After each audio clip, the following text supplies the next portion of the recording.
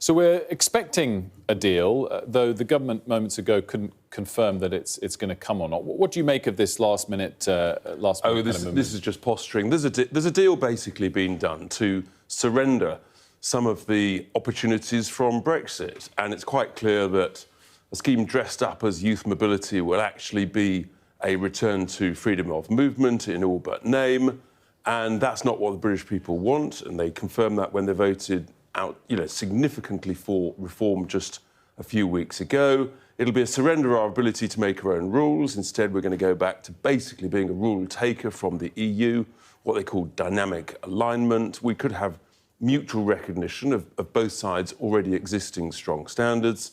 So that's that. And then the big surrender, of course, will be on fishing, which is of deep concern to my fishing constituents in Boston and Skegness, who are furious at this complete betrayal. I want to go through some of those individual line items in a moment, but just stepping back, and obviously you have different priorities to the government, but attempting a renegotiation of a deal that you've criticised in the past, that must be something that you ultimately support?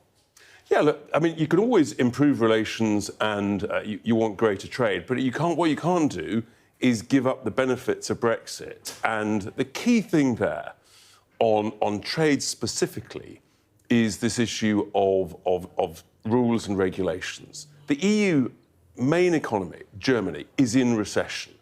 And our economy is struggling. The last thing we want to do is hijack and handcuff ourselves to an EU that is in recession. We need to break free of that.